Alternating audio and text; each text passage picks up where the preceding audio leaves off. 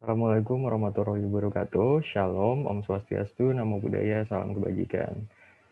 Kami di sini akan mempresentasikan satu PPT, yakni pajak sebagai representasi relasi negara dengan masyarakat warga atau civil society dalam merealisasikan telos negara di masa pandemi.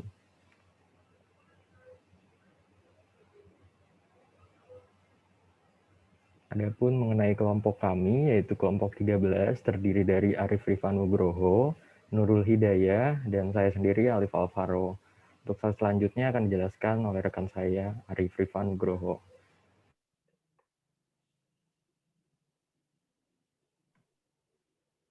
Dalam bab abstrak, tulisan ini disusun untuk menyelesaikan tugas ujian tengah semester mata kuliah hukum pajak kelas F. Menjelaskan tentang pentingnya instrumen pajak yang merupakan salah satu sumber pendapatan terbesar bagi sebuah negara sebagai representasi dan suatu jembatan dalam perepresentasian negara dengan masyarakat.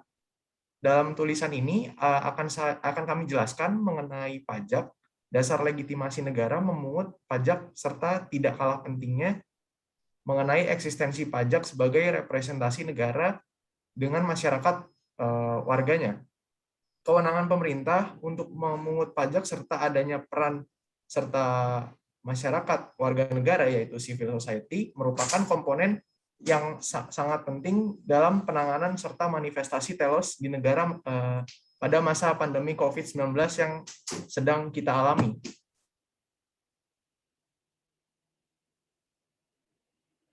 Kemudian pada bagian pendahuluan, yaitu sumber pendapatan terbesar dan utama yang didapatkan negara adalah melalui pajak. Sehingga jika masyarakat patuh terhadap kebijakan pembayaran pajak, maka dapat diartikan pendapatan negara itu akan tinggi dan akan tercipta suatu kesejahteraan bagi negara dan rakyatnya itu sendiri.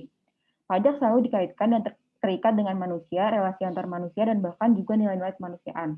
Pajak itu bersifat memaksa dan harus dibatasi dengan undang-undang yang berlaku agar suatu dominasi oleh salah satu pihak atau terjadinya abuse of power atau penyalahgunaan suatu wewenang dari negara.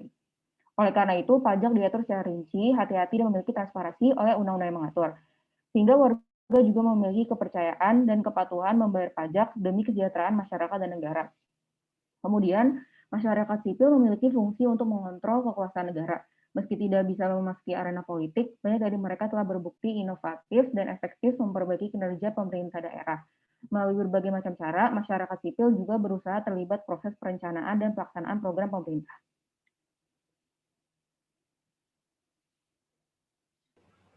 Untuk slide selanjutnya, saya akan menjelaskan mengenai pajak sebagai representasi relasi negara dengan masyarakat. Ya, pajak merupakan salah satu dan merupakan sumber penerimaan negara terbesar bagi suatu negara. Di Indonesia, penerimaan pajak mencapai 75% dari total penerimaan APBN. Vito Tanzi, yang merupakan seorang ahli di bidang keuangan, juga menyatakan bahwasannya di abad ke-21, pajak akan menjadi suatu sumber yang utama dan pertama bagi negara, seiring dengan meningkatnya peran negara dalam tata ekonomi politik dunia. Mengingat pentingnya pajak bagi keberlangsungan negara dan pemerintahan, Indonesia telah merancang kebijakan pajak yang cukup baik. Keberhasilan pembangunan suatu negara pun sangat bergantung dan ditentukan oleh tingkat penerimaan pajak yang diterima dari masyarakat. Indonesia, seperti negara berkembang lainnya, juga memiliki masalah yang sama terhadap masalah yang dihadapi dan juga sebagian besar negara berkembang lainnya, yakni regulasi dan administrasi perpajakan yang belum dikatakan ideal dan efektif secara maksimal. Tingkat kesadaran masyarakat untuk membayar pajak yang masih rendah, yang ditandai dengan tingginya sektor informal, dan tingkat korupsi semakin meningkat. Mengenai hal-hal tersebut umumnya dilakukan melalui intervensi teknokratik. Pajak itu sendiri juga dapat diartikan sebagai suatu perangkat instrumen yang menyebatani hubungan antara eksekutif atau pemerintah dengan individu atau badan hukum privat tentang pengalihan sebagian hak milik atau kekayaan sumber daya ekonomi dari individu sebagai bentuk kontribusi wajib kepada negara berupa pajak-pajak untuk dialokasikan dan didistribusikan untuk belanja negara dan penyelenggara kepentingan publik.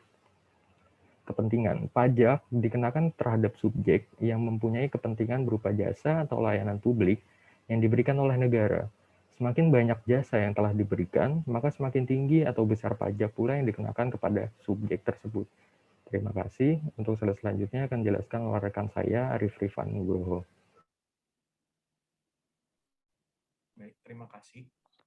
Berikutnya saya akan menjelaskan mengenai peran serta masyarakat warga atau civil society dalam merealisasikan telos negara di masa pandemi. Secara historis, konsep civil society lahir pada masa Cicero, yaitu 106 sebelum Masehi, dan tumbuh serta berkembang menjadi sebuah konsep masyarakat di daratan Eropa sekitar abad 17 Masehi. Dalam konteks dan kondisi masyarakat yang mulai melepaskan diri dari dominasi agamawan dan para raja yang berkuasa atas legitimasi agama, agama saat itu mulai tersekularisasi. Dalam arti wewenang dan legitimasi kekuasaan mulai dilepaskan dari tangan agamawan. Di Eropa tumbuh pula ide demokrasi yang diawali dengan revolusi Prancis pada tahun 1789 dan tumbuh pula sistem ekonomi kapitalisme yang liberalistik. Apabila rakyat membiarkan pola dan proses penyelenggaraan pemerintahan daerah berlangsung dalam proses formal, maka suara rakyat tidak akan terakomodasi dan terefleksikan dalam kebijakan-kebijakan pemerintah. Para elit dan pejabat publik jelas tidak bisa diharapkan untuk melaksanakan amanat masyarakat. Oleh karena itu, tekanan dari luar diperlukan untuk mengawal aspirasi rakyat. Konkretnya, masyarakat warga atau civil society harus bergerak untuk membuat agar suara mereka didengar.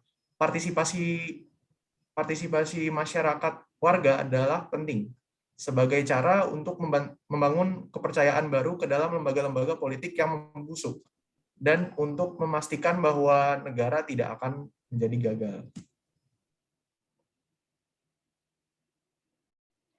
Selanjutnya, pada tanggal 11 Maret 2020, Badan Kesehatan Dunia, yaitu WHO, telah menetapkan status virus corona menjadi pandemi global. Pandemi COVID-19 memberikan struktur baru yang membuat manusia harus bekerja kolektif untuk memastikan perubahan perilaku secara kolektif sebagai satu-satunya cara memutus mata rantai penyebaran virus COVID-19. Pada saat pandemi ini tentunya banyak dijumpai ketimpangan di masyarakat. Dalam situasi ketimpangan, kita menyaksikan munculnya kesadaran masyarakat di berbagai kalangan atas kondisi ketidaksetaraan dan bertindak dalam kapasitas mereka untuk mengurangi dampak ekonomi terhadap kelompok-kelompok tersebut. Strategi yang dilakukan masyarakat sipil untuk mengurangi dampak ekonomi itu terbagi menjadi 3 strategi. Terima kasih, Saudara Nurul. Untuk slide selanjutnya akan saya jelaskan mengenai tiga strategi tersebut. Strategi yang pertama dan lebih banyak dilakukan adalah pembagian bahan pokok atau strategi yang sering disebut dengan sembako kepada masyarakat yang paling rentan dan terdampak pandemi. Strategi lain adalah melalui gerakan untuk tetap menjaga roda ekonomi lokal dan memastikan kelompok ekonomi kecil dan rumah tangga masih memiliki pendapatan. Kelompok masyarakat sipil menyerukan gerakan untuk tetap membeli barang pangan, bahan pangan, masker, pakaian dari pedagang kecil, industri rumah tangga, kedai kopi, dan termasuk restoran untuk menjaga tidak terjadi penghentian kerja buruh restoran. Selain itu, ada bentuk dukungan yang diberikan oleh tokoh masyarakat yang dibedakan menjadi dukungan emosional, dukungan penghargaan, dukungan instrumental, dan dukungan informatif. Dukungan emosional mencakup ungkapan empati, kepedulian, dan perhatian. Dukungan penghargaan mencakup ungkapan hormat dan dukungan dorongan untuk maju. Dukungan instrumental mencakup bantuan langsung sesuai kebutuhan masyarakat. Dukungan informatif mencakup nasihat, petunjuk, saran, dan umpan balik. Peran tokoh masyarakat dalam memberikan dukungan emosional dan penghargaan juga tampak dalam ajakan mereka pada warga masyarakat untuk berdoa dan tetap tangan menghadapi situasi pandemi. Untuk slide selanjutnya akan dijelaskan oleh rekan saya, Rifri Nugroho.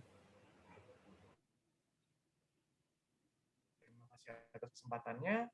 Maka dari semua presentasi kami tadi dapat disimpulkan bahwa keberhasilan pembangunan suatu negara ditentukan oleh tingkat penerimaan pajak yang dipungut dari masyarakat.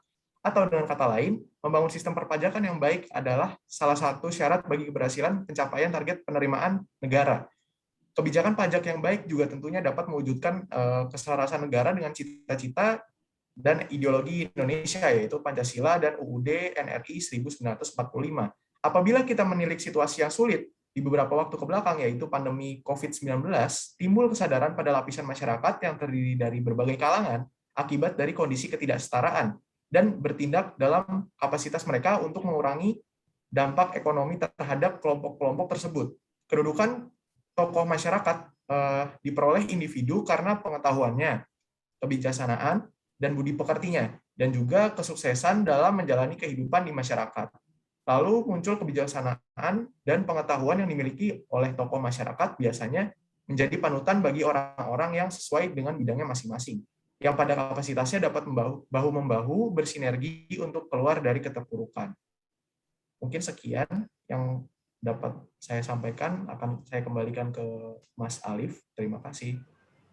Baik, terima kasih banyak atas partisipasinya Mbak Nurul Hidayah dan Arifin Nugroho. Besar harapan kami agar presentasi ini dapat memenuhi nilai UTS pengganti untuk hukum pajak kelas F. Kurang lebihnya mohon maaf. Billahil taufiq wal hidayah.